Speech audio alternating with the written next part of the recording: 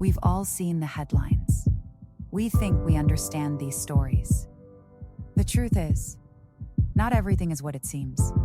Behind every story, there's more than what we're told. This is where we ask the questions others avoid, where we say the quiet parts out loud. Welcome to Unspoken Truths Unfiltered. I am Autumn Cross. And I'm Beth Justice. And this is our very first episode of Unspoken Truths. We're so excited to be here. Honestly, it has been years in the making. Yeah. I mean, we're going to tell you that making here shortly, but we're just really excited because Unspoken Truths for us is about the conversations that people think, but they don't say. And especially in true crime, why this matters is you're covering very intense, heavy topics that are complicated, but in the news, we tend to take those things and boil them down into something that is more digestible, something that is more easy to understand. And those tough parts are often left out of that story. Truth is sometimes left out. And the truth matters.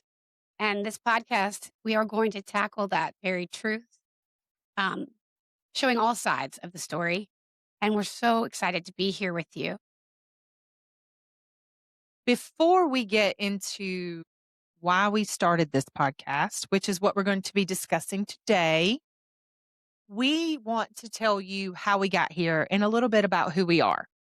I grew up as a military kid from moving around every 3 years.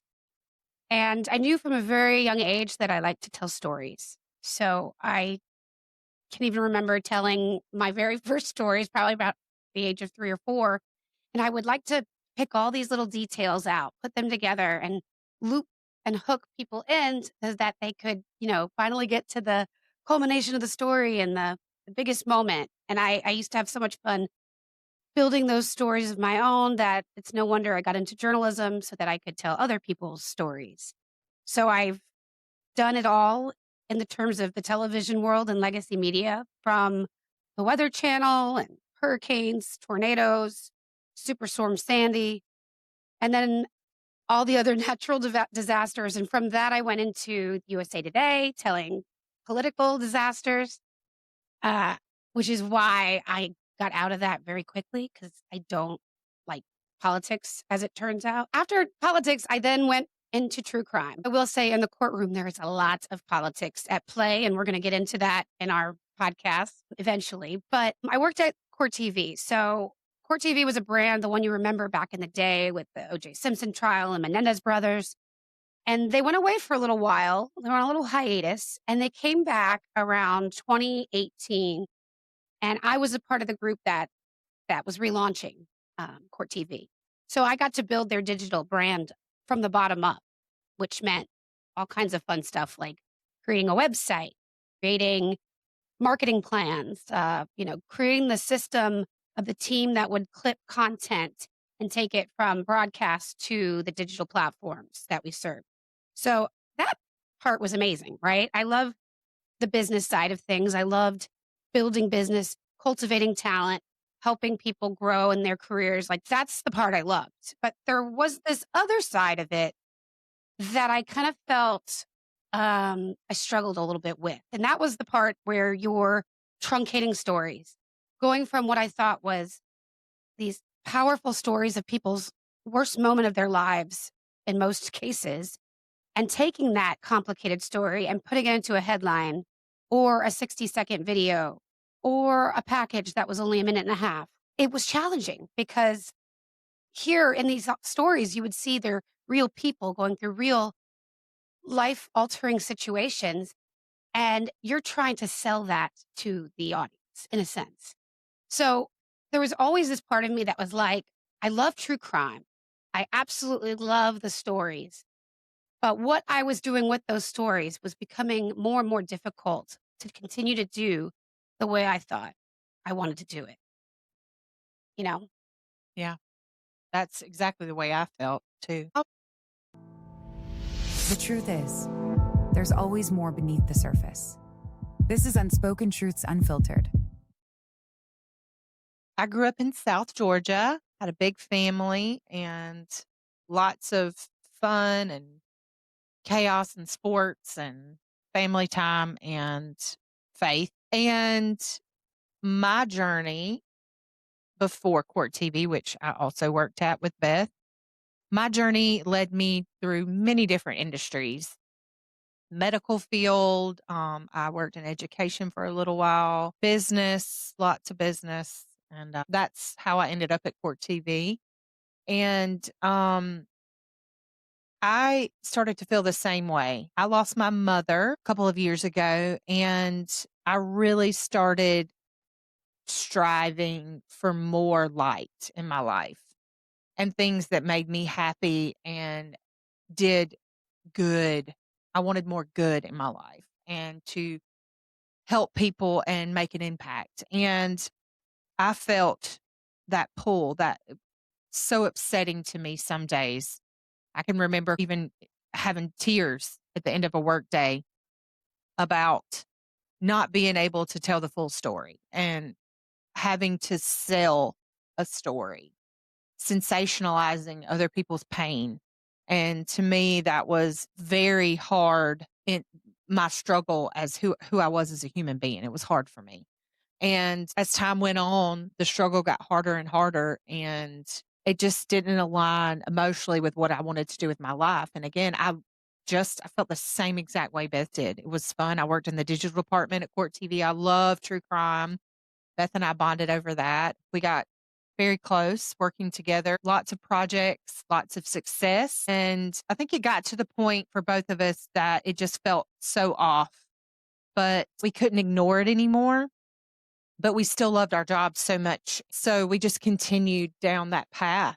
And we knew in the back of our minds that we were meant to do something bigger and better. It's neither your fault nor my fault or any one person's fault. I think the problem is in the industry itself, because you have to think about what it is we were actually tasked with doing, it, especially at Court TV. And I'm not blaming Court TV for the record. I'm blaming just the way that news works, the way that legacy media works, the way you make money in television and in, print media. You have to be able to sell something. You have to be able to get traffic to make money. So there's already this issue of you have to, you want as many people looking at your content as possible. Meanwhile, you're also entertaining. I think that's the line, though, that gets blurred because there's news and then there's entertainment. And what we were doing was really straddling that line of more sometimes entertainment than news. So at Court TV, we would literally take hours and hours.